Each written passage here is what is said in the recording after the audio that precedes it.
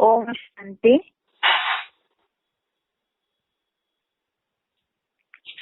आज का श्लोक है पहले अध्याय का 9 नंबर श्लोक, अध्याय फर्स्ट, श्लोक नंबर 9।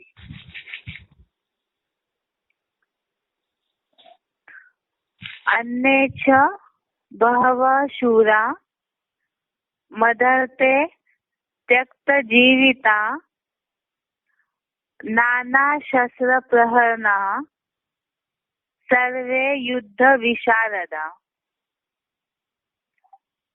अन्ये च बहवः शूरा मदर्ते त्यक्त जीविता नाना शस्त्र प्रहरणा सर्वे युद्ध विशारदा। और इसका संधि विच्छेद है अन्ये च बहवः शूरा मदर्थे त्यक्त जीवितः नाना शस्त्र प्रहरणा सर्वे युद्ध विशारदा। इसका एक बार उच्चारण सुनते हैं।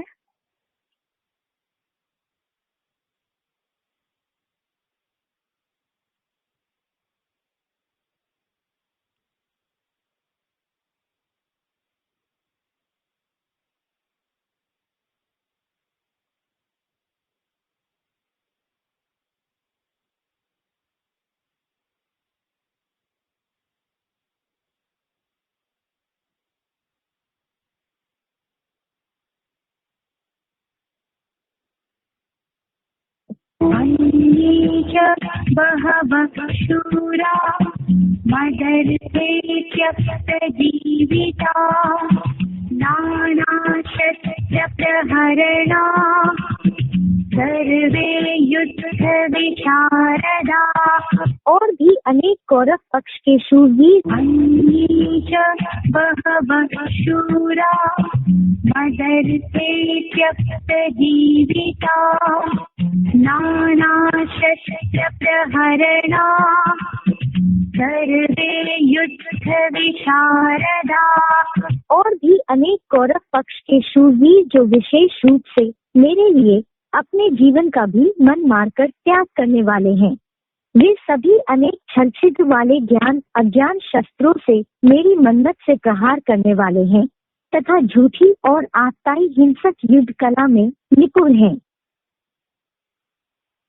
अन्ये च बहवः शूरा मदर्ते त्यक्त जीविता नाना शस्त्र प्रहरणा सर्वे युद्ध विशारदा। और भी अनेक कौरव पक्ष के शूरवीर जो विशेष रूप से मेरे लिए अपने जीवन का भी मन मारकर त्याग करने वाले हैं, वे सभी अनेक छल छिद्र वाले ज्ञान अज्ञान शस्त्रों से मेरी मन्नत से प्रहार करने वाले हैं तथा झूठी और आत्ताई हिंसक युद्ध कला में निपुण हैं।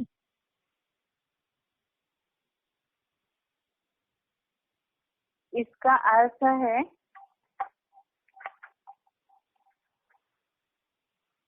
अन्ये च बहवः शूरा मदर्ते जीवितः।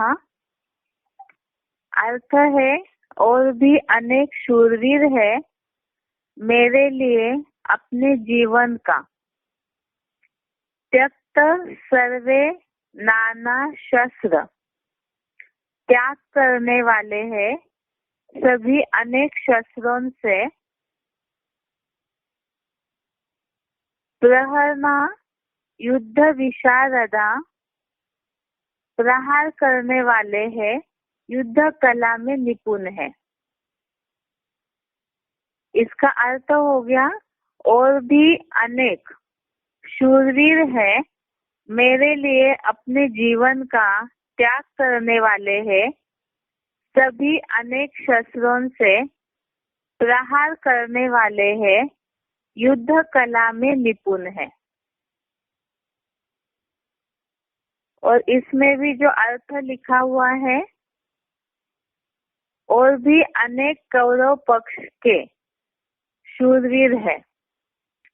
माना ऊपर जो योद्धाओं का वर्णन दिया हुआ है, जैसे भीष्म, कर्ण, समितिंजय, कृपाचार्य, अश्वत्थामा वगैरह, तो इनके अलावा भी और भी ऐसे कौरव पक्ष के योद्धाएं हैं जो शूरवीर हैं, जो विशेष रूप से मेरे लिए अपने जीवन का भी मन मारकर त्याग करने वाले हैं।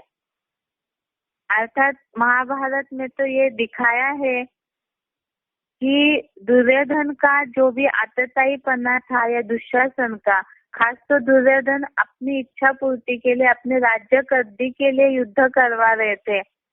इसीलिए जो भी भीष्म, द्रोणाचार्य है या तो कर्ण है, इनको इच्छा न होते हुए भी युद्ध के लिए तैयार हुए। इसी हिसाब से यहाँ लिखा है कि मेरे लिए अपने जीवन का भी मन मारकर त्याग करने वाले हैं।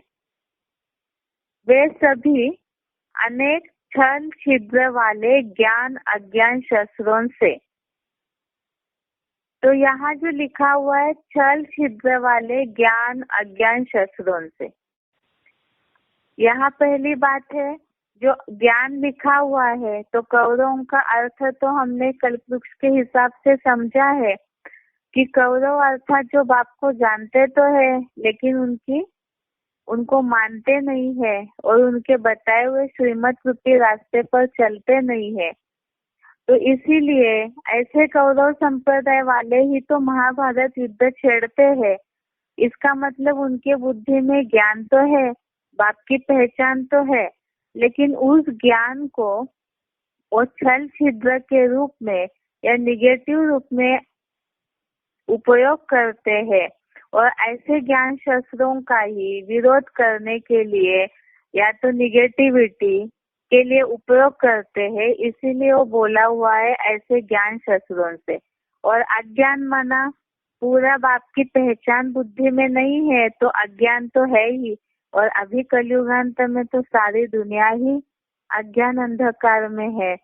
तो इस हिसाब से छल छिद्र वाले अर्थात औरों को बहकाने वाला जो ज्ञान सुनाते हैं, इस हिसाब से छल कपट जो उनके बुद्धि में रहता है, इसीलिए बताया छल छिद्र वाले ज्ञान अज्ञान शस्त्रों से मेरी मनमत से प्रहार करने वाले हैं।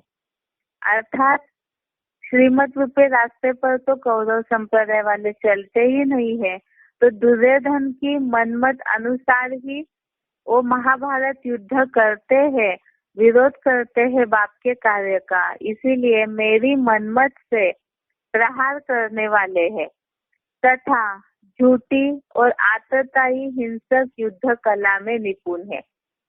तो झूठ तो भरा हुआ है ही, क्योंकि सच बाप को जो मानेंगे नहीं तो उनके अंदर झूठ छल छिद्र कपट तो होगा ही।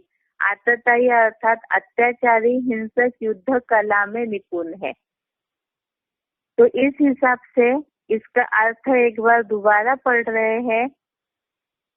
और भी अनेक कौरव पक्ष के शूरवीर है जो विशेष रूप से मेरे लिए अपने जीवन का भी मन मारकर त्याग करने वाले हैं।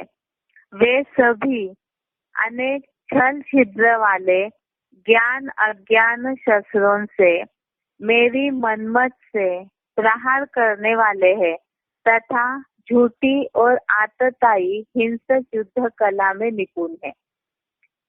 ऐसे देखा जाए तो जो भी लोग विरोधी बन रहे हैं या तो बेसिक ब्रह्मा कुमार कुमारियों की जो दुनिया है, उन ब्राह्मणों के हिसाब से भी देखेंगे तो सभी ही ज्ञान का दुरुपयोग कर रहे हैं। अर्थात जो वास्तव में भगवान का पाठ चल रहा है उसमें जिस तरह उनको ज्ञान के आधार से सहयोग देना चाहिए, न दे करके अपना छल छिद्र कपट उपयोग करते हैं। तो इस हिसाब से ये श्लोक ऐसे आत्माओं के लिए लागू होता है जिसके लिए बोला कि और भी अनेक कौरव पक्ष के शूरवीर है जो विशेष रूप से मेरे लिए अपने जीवन का भी मन मारकर त्याग करने वाले हैं। अर्थात जो मुख्य योद्धाएं हैं उनके अलावा कौरव सेना में जो भी ऐसे है, अर्थात जो बाप के कार्य को मान नहीं रहे हैं, तो उनके लिए ये कौरव पक्ष बताया। वे सभी अनेक छल छिद्र वाले ज्ञान अज्ञान शस्त्रों से मेरी मनमत से प्रहार करने वाले हैं तथा झूठी और आतताई हिंसक युद्ध कला में निपुण है। ये हो गया श्लोक नंबर 9। इसके अलावा कल जो श्लोक पढ़ा था फर्स्ट अध्याय का 8वां श्लोक, एक बार इसका सिर्फ अर्थ एक बार पढ़ करके सार में समझा रहे, क्योंकि कल फोन में डिस्टरबेंस था इसीलिए कईयों को ठीक से सुनाई नहीं दिया। इसीलिए एक बार जो फर्स्ट अध्याय का 8 नंबर श्लोक है उसको एक बार रिपीट कर रहे हैं। भवान भीष्मश्च कर्णश्च कृपश्च समितिञ्जय अश्वत्थामा विकर्णश्च सोमदत्ति तथैव च। इसका अर्थ है आप स्वयं आचार्य है ही। अर्थात दुर्योधन ने ये श्लोक द्रोणाचार्य के लिए बोला हुआ है। अर्थात द्रोणाचार्य से बात कर रहे दुर्योधन, इसलिए बोला आप स्वयं आचार्य है ही। और पितामह भीष्म जिनकी माहिती शब्दार्थों में है, अर्थात ऊपर हमने गीता में आए हुए कुछ कठिन शब्दों का जो अर्थ पढ़ा है इसके पहले हफ्ते में, जिसके लिए बोला जिनकी माहिती अर्थात जानकारी शब्दार्थों में है। तो और भी आगे आएगा ही भीष्म पितामह से रिलेटेड श्लोक, तो वहाँ और क्लियर करेंगे इस बात को, पितामह भीष्म के अर्थ को। आगे है ऐसे ही कर्ण और आदि नारायण की जो सारे संसार में कभी न हारने वाला सदा काल युद्ध में विजयी। यहाँ एक शब्द आया हुआ है जो, तो आदि नारायण की जो, ये जो शब्द आया है जैसे हिंदी में बोला जाता है जो के त्यों, अर्थात कोई अगर समान है, दिखने में समान या तो कोई बात में गुणों में समान, इस हिसाब से जो का त्यों ये इस तरह का शब्द प्रयोग किया जाता है। यहाँ आदि नारायण की जो सारे संसार में कभी न हारने वाला सदाकाल युद्ध में विजयी। अर्थात आदि नारायण जो राम वाली आत्मा प्रजापिता जो आदम वाली आत्मा बनते हैं, तो वास्तव में वो आदि नारायण नहीं है, लेकिन ये समितिञ्जय का जो अर्थ बताया है वो इस तरह से ही पाठधारी है, जिनके लिए बोला है कि सारे संसार में कभी न हारने वाला सदा काल युद्ध में विजयी, ऐसे समितिञ्जय। और आगे कृपाचार्य का अर्थ बताया, कुरु राज परिवार में निस्वार्थ सेवा वाले बड़े कृपालु। यहाँ निस्वार्थ के आगे और कृपालु के आगे जो प्रश्न चिन्ह आया है, अर्थात ये तो टॉन्टिंग वे के हिसाब से बोला, जैसे मुरलियों में भी बाबा पूछते हैं कुमार का, अर्थात कुमारी हो क्या, इसी हिसाब से कि कृपाचार्य का जो नाम है दया कृपावान के हिसाब से, तो क्या ये इसी तरह से कौरव परिवार में, कुरु राज परिवार में निस्वार्थ है क्या और सेवा वाले बड़े कृपालु है क्या? क्योंकि ये तो वेतन भोगी है, कुछ मिले तब काम करेंगे, इस स्वभाव वाले जो व्यक्तित्व है, तो उनके लिए पूछा है कि इतना निस्वार्थ भावना से कुरु परिवार की सेवा कर रहे थे क्या? अर्थात तो जो उनको मिल प्राप्ति हो रही थी उसी हिसाब से वो चल रहे थे, इसीलिए कृपाचार्य का अर्थ ऐसे लिखा। और उसी तरह आपका प्रिय पुत्र, अर्थात द्रोणाचार्य से दुर्योधन बात कर रहे हैं, उनको सेना का वर्णन बता रहे हैं, इसीलिए यहाँ लिखा उसी तरह आपका प्रिय पुत्र मन रूपी सर्प मणि का धारण करता अश्वत्थामा। यहाँ वास्तव में मन रूपी सर्प मणि का धारण करता बोला हुआ है, तो यहाँ मन जो है मन बुद्धि को ही आत्मा कहा जाता है, और मन रूपी सर्प मणि का धारण करता अश्वत्थामा। अश्वत्थामा का अर्थ है अश्वत्थमा, अर्थात अश्व माना मन रूपी घोड़ा। तो जिनका मन रूपी घोड़ा जो अश्व में स्थित है, अश्व माना मन रूपी घोड़ा, इसका क्लैरिफिकेशन बाबा ने VCD 1594 1594 इस VCD में दिया है कि मन रूपी घोड़े में स्थिर रहना अच्छा है या बुद्धि में स्थिर रहना। मन में जो आया सो किया, पाप पुण्य नहीं देखा, मन में आया तो 5 पांडवों की हत्या करने चले, यह भी नहीं देखा बालक है या पांडव है। तो मनमत के आधार पर जो काम किए जाते हैं या कराए जाते हैं वो अश्वत्थामा है। अश्वत्थामा के लिए वैसे महाभारत में दिखाया है कि अश्वत्थामा ने पांडवों मना क्रोध में आकर के रात के समय पांडवों की हत्या करने के लिए चले गए थे। उसमें हुआ ये कि पांडवों के जगह पर उनके 5 पुत्रों की हत्या कर दी। तो ये भी नहीं देखा कि वो किसके लिए इस तरह का पाप कर रहे हैं। इसीलिए बताया कि ऐसे जो मन के अधीन होकर के पाप पुण्य देखे बिना जो काम करते हैं उनके लिए बोला हुआ है कि मन रूपी सर्प मणि का धारण करता, अर्थात सर्प तो विषैला होता है, तो इस तरह से विषैला वाला काम किया, इसीलिए उनको बताया अश्वत्थामा। दुर्योधन के सामने ही निडर होकर कटाक्ष करता।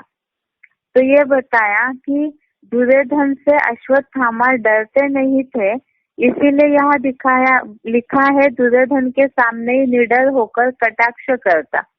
कटाक्ष करता अर्थात उनके पीछे से या सामने से उनको जिस तरह टॉन्टिंग वैसे बात करना, कटाक्ष वाले तीर चला के बात करना, इसलिए यहाँ लिखा है कटाक्ष करता। और चापलूस करना, चापलूस अर्थात जैसे खुट्टे बर्दारी करना, माना किसी के आगे पीछे घूमना, उन्हीं की खातिरी करना, इस हिसाब से बताया है। कर्ण जो है वो तो दुर्योधन की बातों पे ही चलते थे, इसीलिए बताया है चापलूस कर्ण। और दुशासन के भी विपरीत स्वभाव वाला, दुशासन के लिए बताया जाता है दुष्ट शासन करने वाला, और उनके विपरीत स्वभाव वाला विकर्ण। विकर्ण ये भी कौरवों के भाइयों में से ही है, लेकिन महाभारत में जो दिखाया है कि वो दुर्योधन दुशासन के जो भी उल्टे काम होते थे, गलत काम होते थे, उनका विरोध करते रहते थे। इस हिसाब से यहाँ दिखाया दुशासन के भी विपरीत स्वभाव वाला, और इसी चापलूसी संसार में। तो इस कलयुगांत में तो देहभान बढ़ने के कारण सभी देहधारियों की खातिरी करने में ही लगे रहते हैं, इसलिए यहाँ लिखा है इस चापलूसी संसार में। आगे सोमदत्त पौत्र भूरिश्रवा, इनका अर्थ ब्रैकेट में लिखा है शीतल ज्ञान कृष्णचंद्र उर्फ सतयुगी 16 कला नारायण की 3री पीढ़ी के नारायण में प्रविष्ट। तो यहाँ भूरी भूरी प्रशंसनीय महात्मा बुद्ध ही, भूरी भूरी अर्थात अधिक प्रशंसा वाले महात्मा बुद्ध ही। तो यहाँ जो बताया है सतयुगी 16 कला नारायण की 3री पीढ़ी के नारायण में प्रविष्ट। आगे तो यहाँ लिखा है कि इस बात के संज्ञानार्थ AIVV का एडवांस कोर्स अनिवार्य है। अनिवार्य माना करना जरूरी है, तो तभी इस बात की व्याख्या समझ में आएगी, अर्थ समझ आएगा कि यहाँ जो लिखा है सतयुगी 16 कला नारायण की 3री पीढ़ी के नारायण में प्रविष्ट। कल्पवृक्ष के चित्र में जो बताया जाता है सतयुग में राधा कृष्ण के रूप में ब्रह्मा बाबा और ओम राधे मम्मा का जन्म होगा। उनके बाद इस्लाम धर्म की आधारभूत आत्मा, उनका जन्म होता है सेकंड नारायण के रूप में। और तीसरा जो नारायण है वो बौद्ध धर्म है। तो वास्तव में सतयुग में तो धर्मों की बात ही नहीं आती है। यहाँ जिस तरह से संगम युग में चली गद्दियाँ, या तो जिस तरह से पुरुषार्थ है उन आत्माओं का, उस हिसाब से राधा कृष्ण ही बड़े होके लक्ष्मी नारायण का टाइटल ले लेते हैं और उनकी गद्दी सेकंड नारायण को मिलती है। और तीसरा नारायण जो है वो बुद्ध धर्म की आत्मा है, जो सतयुग में तीसरा नारायण बनकर द्वापर युग में ही महात्मा बुद्ध का आधार बन जाती है, जिनमें ऊपर से आने वाली धर्म पिता की सोल प्रवेश करती है।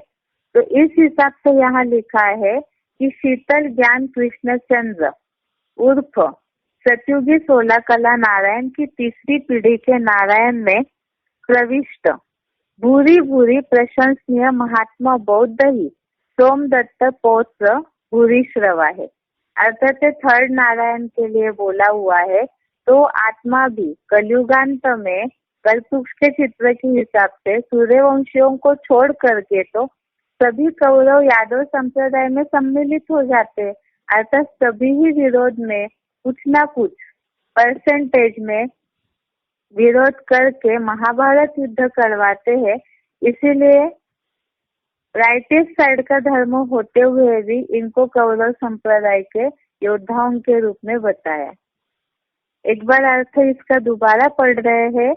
आप स्वयं आचार्य है ही और पितामह भीष्म जिनकी माहिती शब्दार्थों में है, ऐसे ही कर्ण और आदि नारायण की जो सारे संसार में कभी न हारने वाला सदाकाल युद्ध में विजयी समितिन जय कुरु राज परिवार में निस्वार्थ सेवा वाले बड़े कृपालु कृपाचार्य और उसी तरह आपका प्रिय पुत्र मन रूपी सर्पमणि का धारण करता अश्वत्थामा दुर्योधन के सामने ही निडर होकर कटाक्ष करता और चापलूस कर्ण और दुशासन के भी विपरीत स्वभाव वाला विकर्ण और इसी चापलूसी संसार में शीतल ज्ञान कृष्ण चंद्र उर्फ सतयुगी 16 कला नारायण की तीसरी पीढ़ी के नारायण में प्रविष्ट भूरी भूरी प्रशंसनीय महात्मा बुद्ध ही सोमदत्त पौत्र भूरी श्रवा है। इस तरह से ये हो गया पहले अध्याय के 8वें श्लोक का अर्थ। अभी आगे कल हमने आत्मा और शरीर में अंतर है उसको साबित करने वाले श्लोक देखे थे। इसमें ये बातें साबित होती है श्लोक के आधार से कि आत्मा अविनाशी है, अजर अमर अविनाशी है, नित्य है और शरीर जड़ है और विनाशी भी है। तो एक बार वो जो श्लोक बताए थे उसको शॉर्ट में एक बार रिपीट करके आगे भी और भी ऐसे श्लोक है आत्मा और शरीर के अंतर वाले, उसको देखेंगे। कल जैसे बताया था दूसरे अध्याय का 20वां श्लोक आत्मा अजर अमर अविनाशी नित्य शाश्वत और पुरानी है। इस हिसाब से दूसरे अध्याय का श्लोक देखा था जिसमें बताया है कि न जायते म्रियते वा कदाचिन्नायम भूत्वा भविता वा न भूयः अजः नित्य शाश्वतो यम पुराणो न हन्यते हन्यमाने शरीरे। इसका अर्थ देखा था यह कभी न जन्मता है और न मरता है या होकर फिर से नहीं होगा, ऐसे भी नहीं है। अजन्मा नित्य सनातन पुरातन यह देह हनन होने पर भी होते भी नहीं मारा जाता। ये है सेकेंड अध्याय का 20 नंबर श्लोक। इसमें ये जो बताया है अर्थ कि यह कभी न जन्मता है न मरता है, अर्थात आत्मा जो है वो सहज सहज ही देह रूपी वस्त्र को त्याग करती है नया जन्म लेने के लिए, और होकर फिर से इस सृष्टि रंग पर मंच पर नहीं होगा ऐसे भी नहीं है। और आत्मा तो जन्म मरण के चक्र में आते ही रहती है। इस हिसाब से यहाँ जो बताया हुआ है कि अजन्मा नित्य सनातन पुरातन यह अविनाशी आत्मा देह हनन कराने के उपक्रम होते भी नहीं मारा जाता, अर्थात देह का विनाश तो होता ही है। ऐसे होने पर भी आत्मा के ऊपर कोई भी बात का असर नहीं होता है। इस हिसाब से यहाँ लिखा है कि देह हनन होते हुए भी यह मारा नहीं जाता है।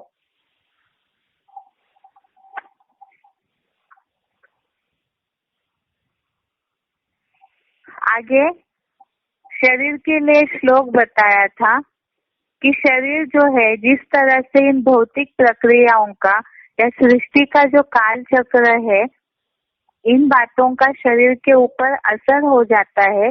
इसके लिए सेकंड अध्याय का 13 नंबर श्लोक, सेकंड अध्याय का 13 नंबर श्लोक बताया था।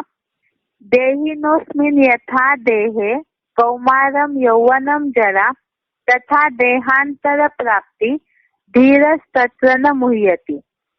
जैसे आत्मा की इस देह में कुमार, युवा अवस्था और बुढ़ापा है, वैसे ही दूसरे दूसरे शरीरों की प्राप्ति होती है। धैर्यवान उस विषय में मोह नहीं करते हैं। तो यहाँ बताया कि शरीर जो है वो इस तरह से काल चक्र में आने के कारण कुमार, युवा अवस्था, बुढ़ापा और उसके बाद दूसरे दूसरे शरीरों की प्राप्ति होती है, अर्थात शरीर छोड़ना पड़ता है, तो शरीर का विनाश हो जाता है। इसलिए ये बताया है शरीर के विनाश के लिए श्लोक। उसके बाद आगे आत्मा के लिए बताया कि उनके ऊपर इस दुनिया की कोई भी बात का असर नहीं होता है, जिसके लिए ये हमने देखा था कि आत्मा तो बहुत सूक्ष्म ज्योति बिंदु का कण है। इसलिए उसके लिए बताया है दूसरे अध्याय का 23 नंबर श्लोक, अध्याय सेकंड श्लोक नंबर 23। नैनम छिंदन्ति शस्त्राणि नैनम दहति पावकः न चैनम क्लेदयन्ति याप न शोषयति मारुतः। अर्थात इस आत्मा को शस्त्र नहीं काटते, इसको अग्नि नहीं जलाती, इसको हवा भी नहीं सुखाती और जल नहीं भिगोता है। तो आत्मा के ऊपर यहाँ की भौतिक दुनिया का असर नहीं होता है, क्योंकि आत्मा सूक्ष्म है और शरीर 5 तत्वों का बना हुआ है। तो 5 तत्वों के शरीर पे 5 तत्वों के प्रक्रिया का असर हो जाता है, और आत्मा सूक्ष्म है, इसलिए अग्नि जलाती नहीं है, हवा सुखा नहीं सकती और जल उसे भिगो नहीं सकता है। आगे श्लोक नंबर दूसरे अध्याय का 18वां श्लोक, अध्याय सेकंड श्लोक नंबर 18। यहाँ बताया है अंतवंत इमे देहा नित्य शोक्ता शरीरिनः अनाशिनो अप्रमेयस्य तस्मात् युद्धस्व भारत।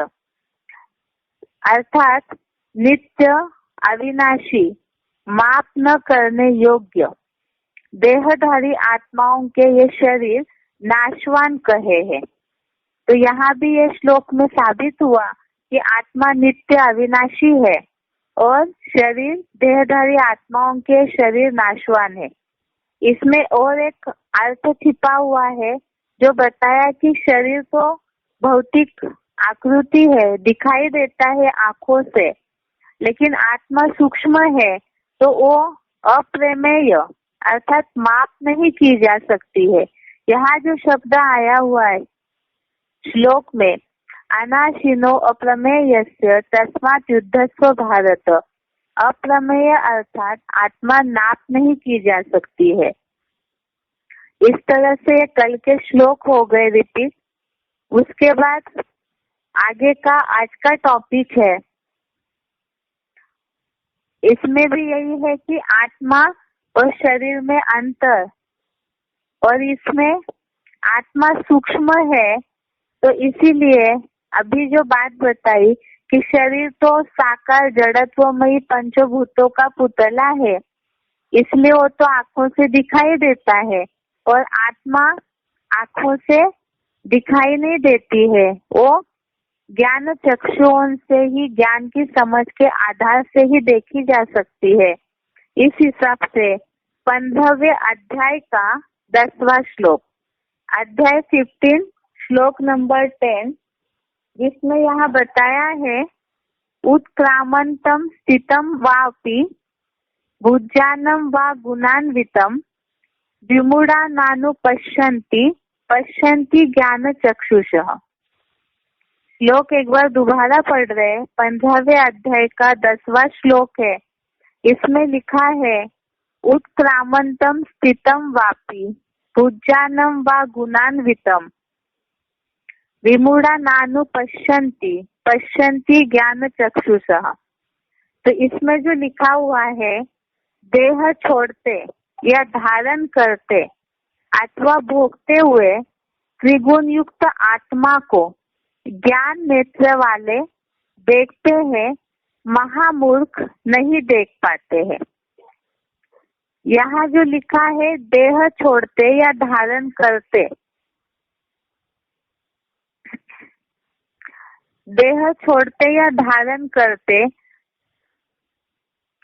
अथवा भोगते हुए, अर्थात यहाँ लिखा है विषय भोग भोगते हुए त्रिगुण युक्त आत्मा को एडवांस गीता ज्ञान नेत्र वाले परम ब्रह्मावत ही देखते हैं।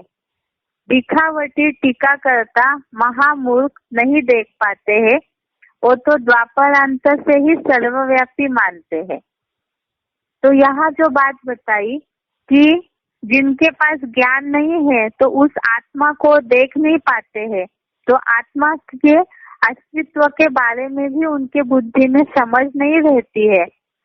देह छोड़ते या धारण करते या भोगते हुए त्रिगुण युक्त आत्मा को ज्ञान नेत्र वाले देखते हैं।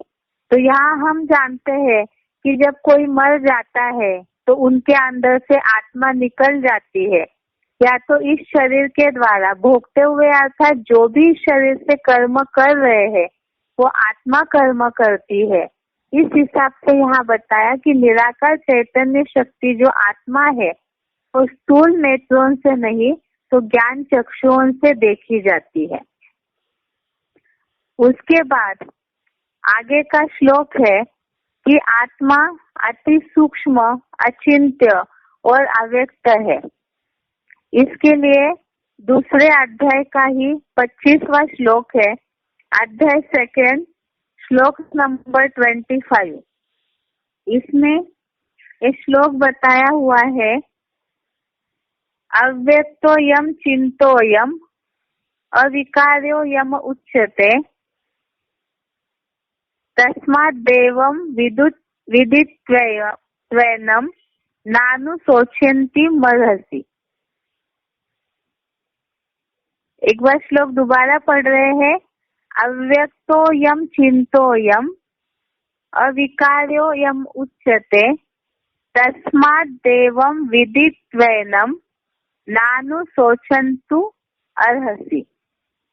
अर्थात यह अव्यक्त है, यह अचिंत्य है, यह विनाशी पंचभूतों का संग न रहने पर सदा निर्विकारी बताई जाती है, इसलिए इसको ऐसा जानकर शोक करने के योग्य नहीं है।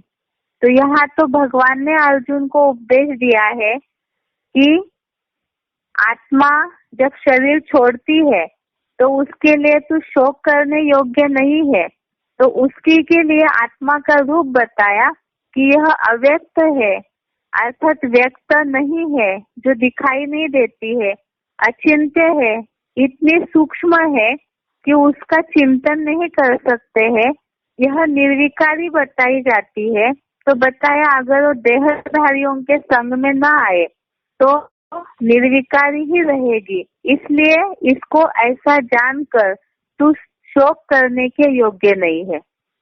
और इसके ऑपोजिट में शरीर स्थूल है, व्यक्त है, जिसे हमने पहले भी पढ़ा कि शरीर के तो हर अणु अणु का विश्लेषण साइंटिस्ट कर लेते हैं, वो आंखों से दिखाई भी देता है तो उसका विच्छेदन कर पाते हैं, लेकिन आत्मा का तो केवल वो सूक्ष्म होने के कारण ज्ञान के हिसाब से ही उसको समझा जाता है, अन्यथा कोई भी उसका चिंतन नहीं कर सकते हैं। इस तरह से आज हमने देखा है कि शरीर और आत्मा के बीच में क्या अंतर है। तो शरीर स्थूल है, दिखाई देता है, 5 तत्वों का जड़त्वमयी पुतला है, और आत्मा इन आँखों से नहीं देखी जा सकती है, ज्ञान चक्षुओं से ही देखा जा सकता है। अति सूक्ष्म है आत्मा, अचिंत्य है और अव्यक्त है। तो ये आधार है कि इस आधार से हम लोगों को समझा सकते हैं कि जो इन आँखों से दिखाई नहीं देती आत्मा, तो उसे समझने के लिए ही अध्यात्म नॉलेज की आवश्यकता है। तभी हम आत्मा के अंदरूनी बातों को जान सकते हैं कि वो किस तरह से जन्म मरण के चक्र में आती है, या किस तरह से उसका विधान ढूंढा हुआ है कि कब आत्मा क्यों जन्म लेती है, कैसे जन्म लेती है। इसके बाद आगे का टॉपिक है आज, आत्मा निर्लेप है क्या। इसके लिए सबसे पहले 13वें अध्याय का 19वां श्लोक है। इसमें बताया प्रकृतिम, 13वें अध्याय का 19वां श्लोक, अध्याय 13 श्लोक नंबर 19। प्रकृतिम पुरुषम चैव विद्धि अनादि उभो अपि विकारान् च गुणान् चैव विद्धि प्रकृति संभवान्। इसका अर्थ बताया है कि आत्मा को, पुरुष शरीर को प्रकृति कहा गया है और दोनों ही अनादि है। विकार और 3 गुण प्रकृति से उत्पन्न हुआ जान। अर्थात यहाँ जो बताया हुआ है कि आत्मा को पुरुष और शरीर को प्रकृति कहा गया है और दोनों ही अनादि है। तो प्रकृति जो है वो भी परिवर्तन होती है, उसका विनाश नहीं होता है, और आत्मा भी, अर्थात तो कब रची गई है और कब विनाश होता है ये कोई नहीं जानता है, क्योंकि इन दोनों का विनाश नहीं होता, इनमें परिवर्तन होता है। यहाँ शरीर रूपी प्रकृति की, शरीर तो विनाशी है, लेकिन प्रकृति का जो पुतला है, इस हिसाब से यहाँ बताया है कि शरीर को प्रकृति बोला हुआ है। दोनों ही अनादि है और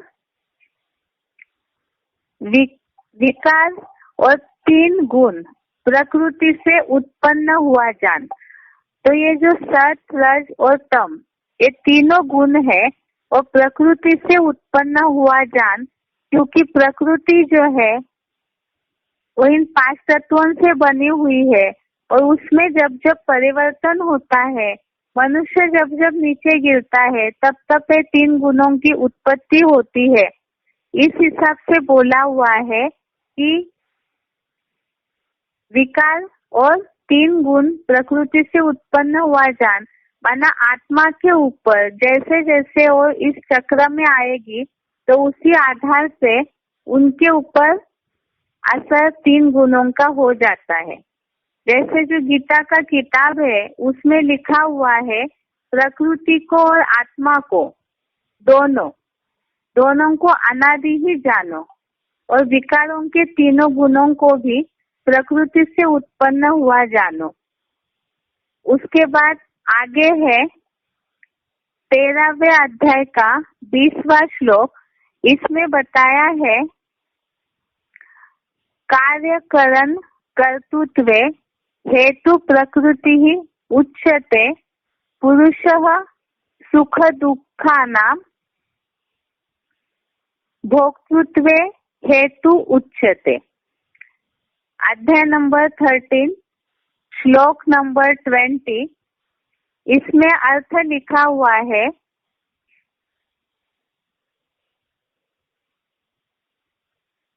प्रकृति को देह रूप कार्य में, इस बीज रूपा प्रकृति को देह रूप कार्य में ज्ञान कर्म इंद्रियों के साधन रूप रचना में रचता आदम द्वारा कारण रूप कहा जाता है। आत्मा को युगानुरूप प्राणियों के प्रयास अनुसार सुख दुखों के भोक्ता पने में संगमी शूटिंग प्रमाण अपने अपने कर्मों के अविनाशी रिकॉर्ड को ही कारण कहा जाता है। तो यहाँ जो बताया है, पुरुष सुख दुख के भोक्ता पने में कारण है और प्रकृति कार्य और इंद्रियों के साधन रूप रचना में कारण है। पुरुष माना आत्मा जो सुख दुख के भोक्ता पने में अर्थात जो भोगा जाता है उसमें कारण है अर्थात निमित्त बनता है, और प्रकृति कार्य और इंद्रियों के साधन रूप रचना में कारण है अर्थात शरीर के द्वारा ही कर्म किया जाता है, कार्य किया जाता है, जो शरीर 5 तत्वों का पुतला है, और इंद्रियों के साधन रूप रचना में कारण है अर्थात प्रकृति के द्वारा ही शरीर इंद्रिया, जिस साधनों के द्वारा, इंद्रिया साधन है, जिस साधन के द्वारा शरीर कार्य करता है, आत्मा इस शरीर रूपी इंद्रियों के साधन द्वारा कार्य करती है, उसमें वो निमित्त बनता है। इस हिसाब से बताया कि पुरुष माना आत्मा सुख दुख के भोक्ता पने में कारण है।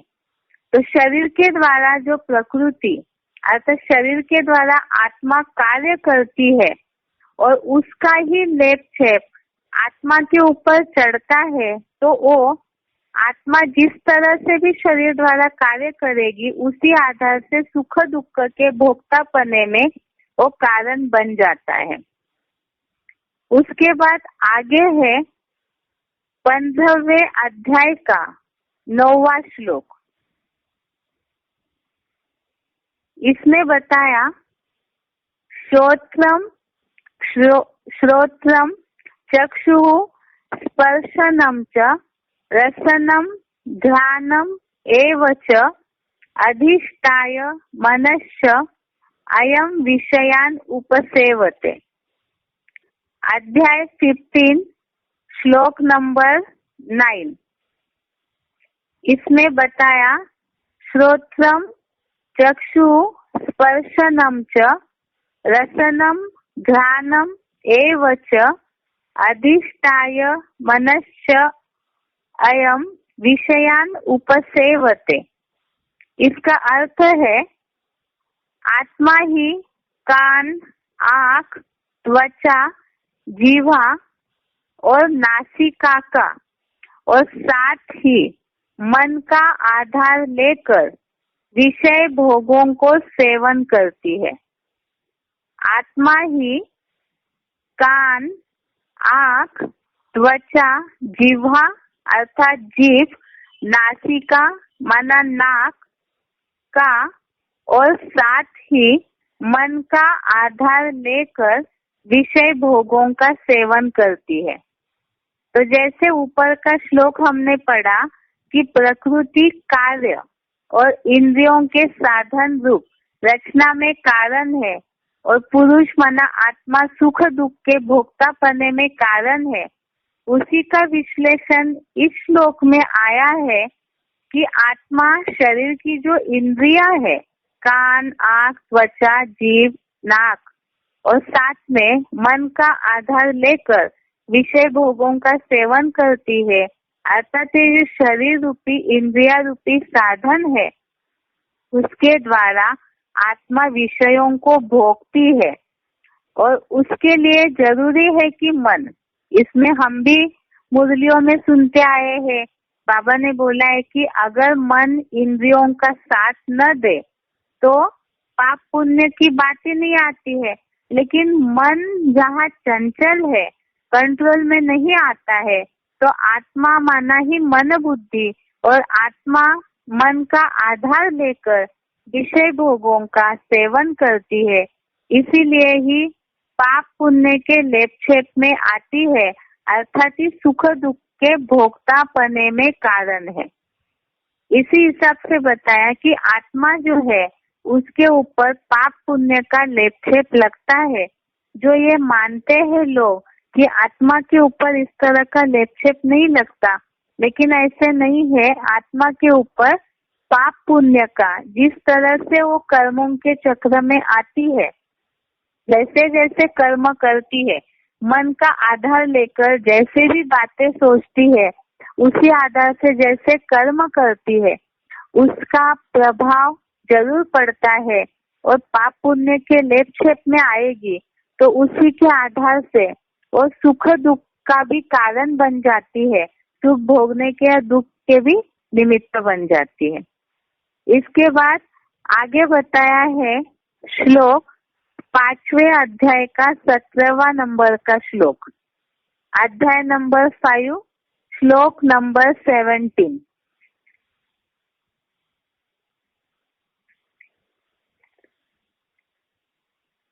इसमें बताया श्लोक है, तद्बुद्धय तदात्मानः तन्निष्ठा तत्परायणाः गच्छन्ति अपुनरावृत्तिं ज्ञान निर्धूत कल्मषः। एक बार श्लोक फिर से पढ़ रहे हैं।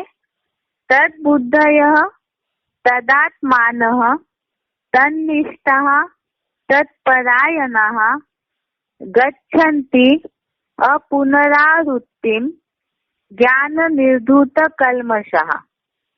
यहाँ ज्ञान निर्धूत कल्मषः का अर्थ है ज्ञान से पूर्णतः धुले पापों वाले। एक बार इस श्लोक का अर्थ पढ़ रहे हैं।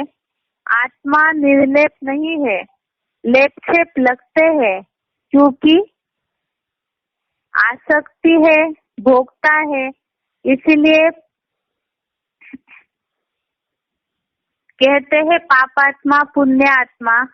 पाप पुण्य शरीर नहीं, तो स्थूल पानी से केवल शरीर शुद्ध हो सकता है, पर आत्मा के पाप तो ज्ञान जल से ही धुले जाते हैं। इसी हिसाब से ये श्लोक का अर्थ है, उसमें बुद्धि युक्त, उस स्वरूप में आत्मवान, उसमें आत्मनिष्ठावान, उसमें परम आधारित ज्ञान से अव्यभिचारी योग द्वारा पूर्णतः धुले पापों वाले लोग यहाँ पुनः वापिस नहीं आते। युधिष्ठिर जैसे सदैव सुखधाम जाते हैं। उसमें बुद्धि युक्त, उस स्वरूप में ही आत्मवान, उसमें आत्मनिष्ठावान, उसमें परम आधारित ज्ञान से अव्यभिचारी योग द्वारा पूर्णतः धुले पापों वाले लोग यहाँ पुनः वापस नहीं आते। युधिष्ठिर जैसे सदैव सुखधाम जाते हैं। यहाँ इसके ऊपर का जो श्लोक है, यदि उस पे थोड़ा सा नजर डालेंगे तो इसका अर्थ और सही रीति से समझ में आएगा। 5वें अध्याय का 16 नंबर श्लोक का केवल अर्थ पढ़ रहे हैं। अध्याय 5 श्लोक नंबर 16। इसका अर्थ, किंतु ज्ञान द्वारा जिनका आत्मा सो परमात्मा का वह अज्ञान नष्ट हो गया है, उनका वह ज्ञान परम पिता को सूर्य जैसा दिखाता है। इसी से रिलेटेड इस श्लोक का अर्थ है कि अगर परमात्मा के द्वारा दिए हुए ज्ञान को हम समझ पाते हैं तो उस ज्ञान के द्वारा ही संपूर्ण पाप अव्यभिचारी योग द्वारा धुले जाएंगे और ऐसी आत्माएं जो है वो सुखधाम चली जाती है। अर्थात जो हमारा लक्ष्य है ब्राह्मण जीवन का, इसी शरीर से हमें स्वर्ग में जाना है, या जो बाबा ने मुरली में बोला है, इस नर्क की दुनिया के बीच में ही तुम बच्चों को स्वर्ग का वर्षा देता हूँ। तो यहाँ सदेह सुखधाम जाना अर्थात इसी शरीर से स्वस्थिति में जो स्थित हो जाएंगे, अर्थात अव्यभिचारी याद के द्वारा, ज्ञान की पराकाष्ठा के द्वारा जो अपने पाप को पूरा नष्ट करते हैं, तो ऐसी आत्माएं स्वस्थिति बना करके स्वर्गीय सुखों का अनुभव करेंगे। इसीलिए ये 5वें अध्याय का 17 नंबर श्लोक बताया, जिनके ज्ञान निर्धूत कल्मषः, ज्ञान से पूर्णतः धुले पापों वाले जो लोग हैं, तो यहाँ तो स्थूल पानी से शरीर शुद्ध हो सकता है, लेकिन आत्मा के पाप के लिए ज्ञान जल की ही आवश्यकता है। इसीलिए बताया कि आत्मा निर्लेप नहीं है, उस पे लेप छेप लगता है, क्योंकि आसक्ति है, भोगता है, अर्थात जो भी पंच तत्वों से रिलेटेड शरीर है उसके ऊपर जो भी असर होता है पंच विकारों का, तो उन्हें वो भोगती है आत्मा। और ऐसे 5 विकारों के प्रभावित होने के कारण ही पाप का लेपछेप लगता है। इसीलिए ही पापात्मा पुण्य आत्मा कहा जाता है। पाप शरीर या पुण्य शरीर इस तरह नहीं कहा जाता है। क्यों? अर्थात शरीर से भले ही कर्म किया जाता है, लेकिन शरीर तो नाश हो जाता है, आत्मा तो अविनाशी है। इसलिए आत्मा शरीर के द्वारा काम करती है, तो आत्मा के ऊपर ही पाप का या पुण्य का असर होता है, और उसे धुलने के लिए ही ज्ञान जल की आवश्यकता है। तो इसीलिए आज के लिए टॉपिक हो गया हमारा कि आत्मा निर्लेप नहीं है, तो आत्मा के ऊपर प्रकृति के संग में आने के कारण लेपछेप लगता है। आज के लिए इतना ही। कल हम देखेंगे कि आत्मा इस शरीर छोड़ करके कहाँ जाती है और उसके लिए गीता में क्या क्या श्लोक आए हैं। आज ओम शांति।